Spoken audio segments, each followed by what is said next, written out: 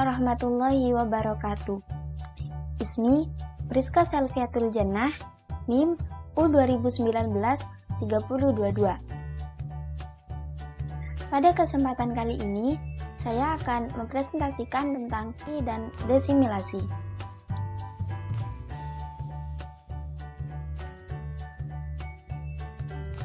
Pengertian asimilasi. Asimilasi merupakan perubahan bunyi yang menyebabkan mirip atau sama dengan bunyi yang lain yang ada di dekatnya. Seperti Sabtu dalam bahasa Indonesia yang diucapkan Sabtu. Dalam bahasa Arab, asimilasi ini sering terjadi ketika suatu bunyi terkontaminasi oleh bunyi lain yang ada di dekatnya, sehingga menyebabkan bunyi itu mirip atau terdengar sama dengan bunyi yang lain yang ada di dekatnya, baik dari tempat keluarnya bunyi atau makhraj maupun sifatnya, seperti perubahan huruf ta yang bersifat samar.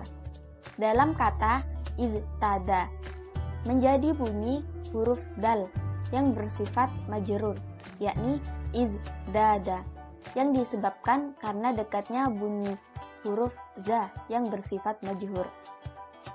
Za dan da keduanya sama-sama bersifat jahar dan jelas.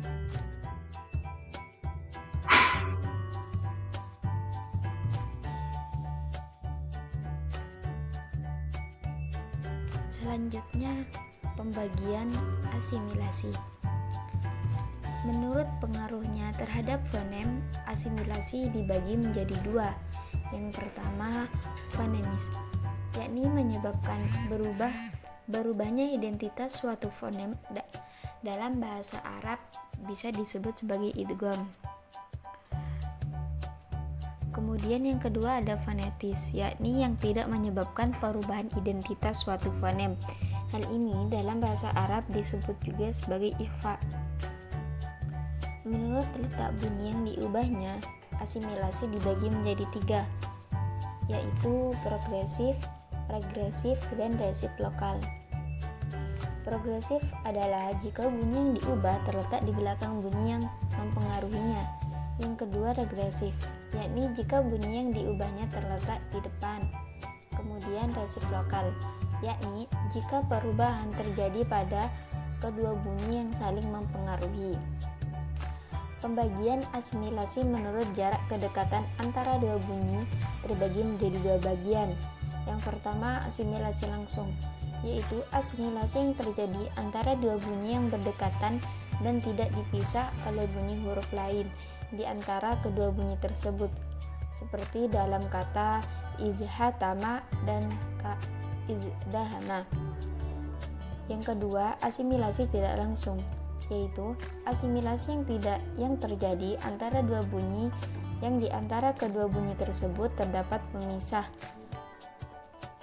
oleh salah satu atau lebih, seperti yang terdapat dalam kata musaitirun dan musaitirun. Pembagian asimilasi dari segi kekuatannya terbagi menjadi dua macam. Yang pertama asimilasi total, yaitu perubahan suatu bunyi hampir menyerupai bunyi lain atau pergantian bunyi yang dipengaruhi seperti bunyi yang mempengaruhinya. Contohnya seperti dalam kata asyamsu, bunyi lam menunjukkan arti khusus.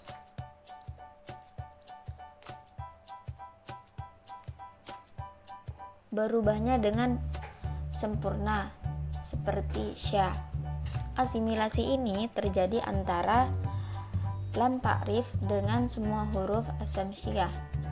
Asimilasi yang kedua asimilasi parsial, yaitu perubahan bunyi menjadi bunyi lain yang dekat dengannya, atau pergantian suatu bunyi yang dipengaruhi menjadi bunyi yang dekat dengannya dari bunyi yang mempengaruhinya, seperti dalam kata yanbitu. Pembagian asimilasi dari segi bentuknya terbagi menjadi dua macam. Yang pertama asimilasi dari segi tempat keluarnya bunyi, yaitu perubahan suatu bunyi pada bunyi huruf lain yang menyerupai atau dekat dengannya dari segi tempat keluarnya. Yang kedua, asimilasi dari segi sifatnya bunyi, yaitu perubahan bunyi pada bunyi huruf lain yang menyerupai atau dekat dengannya. Dari segi sifatnya, seperti perubahan bunyi huruf yang bersifat samar menjadi bunyi huruf yang bersifat jelas. Pembagian asimilasi dari segi jenis-jenis bunyinya terbagi menjadi 3 bagian.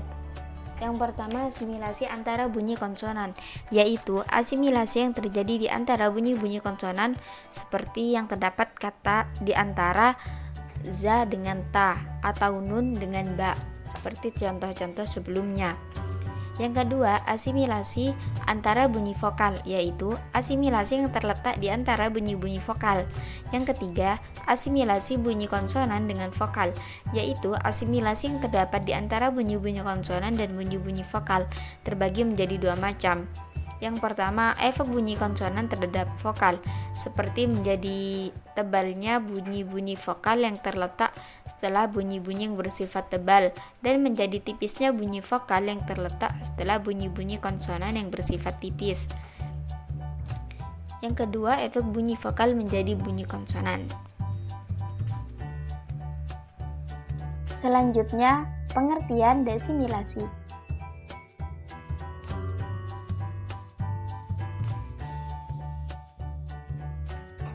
Desimilasi merupakan perubahan bunyi dari 2 yang sama atau mirip menjadi bunyi yang tidak sama atau berbeda.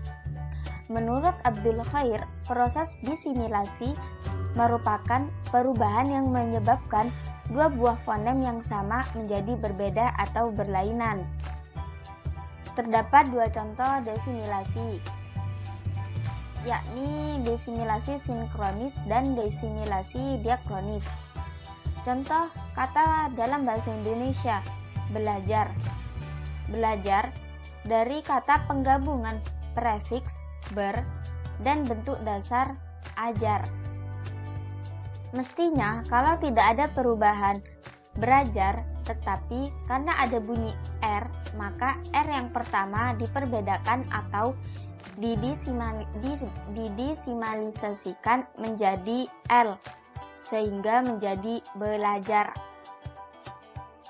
Desimilasi dalam fonologi bahasa Arab merupakan lawan dari asimilasi, karena perubahan bunyi yang ada dalam urutan perkataan tersebut disebabkan adanya pengaruh bunyi yang berdekatan. Akan tetapi, perubahan yang berlawanan ini menjadi bertambah ketika ada perbedaan antara 2 bunyi. Desimilasi adalah fenomena yang lebih sedikit terjadi pada bunyi daripada asimilasi. Misalnya, dalam kata bahasa Arab sebagian besar yang terdiri dari ro, lam, nun, atau mim telah menghasilkan pengaruh desimilasi antara 2 bunyi yang sama, sebagaimana dalam contoh berikut.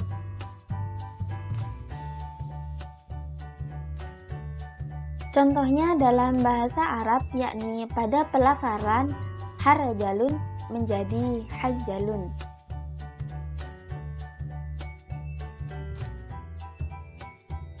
Selanjutnya, pembagian desimilasi. Menurut Al-Khuli, desimilasi dibagi menjadi 2. Yang pertama dari letak pengaruhnya, yakni ada progresif dan regresif. Progresif adalah desimilasi yang mana bunyi yang berada di belakang mempengaruhi bunyi yang ada di setelahnya, sehingga berubah dan berbeda dengan bunyi yang mempengaruhinya, yakni contohnya pada lafaz kitabana menjadi kitabalna. Kemudian regresif, yaitu desimilasi yang mana suatu bunyi mempengaruhi bunyi huruf yang berada sebelumnya.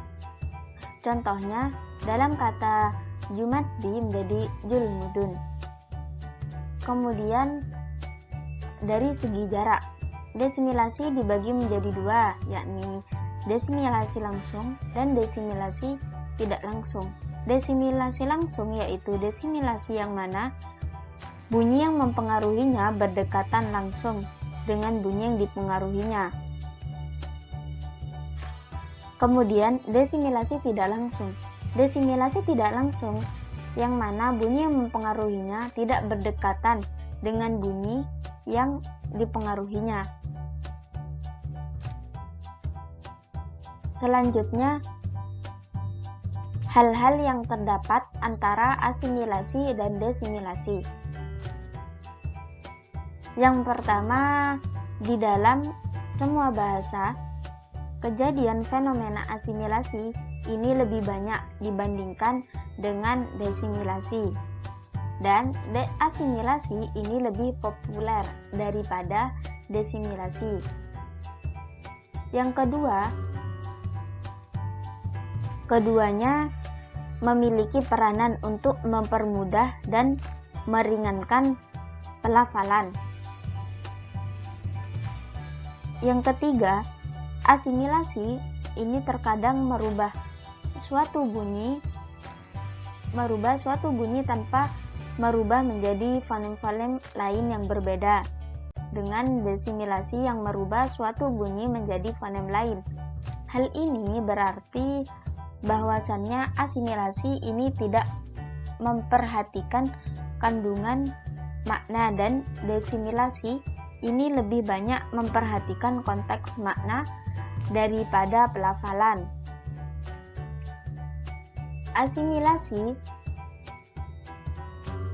berbeda dengan desimilasi, karena asimilasi ini merubah suatu bunyi menjadi bunyi lain yang sama dengan bunyi yang ada di dekatnya. Demikian juga desimilasi, yakni merubah suatu bunyi pada bunyi lain yang berbeda dengan bunyi yang ada di dekatnya. Asimilasi serupa dengan desimilasi, karena keduanya serupa dalam bentuknya dan efeknya terhadap dua bunyi yang saling berdekatan. Asimilasi bisa menjadi asimilasi ini bisa menjadi asimilasi parsial atau asimilasi total. Akan tetapi, desimilasi ini hanya terdapat di desimilasi total saja, seperti yang ditemukan dalam sebuah keadaan. Mungkin hanya itu yang dapat saya sampaikan. Kurang lebihnya mohon maaf. Assalamualaikum warahmatullahi wabarakatuh.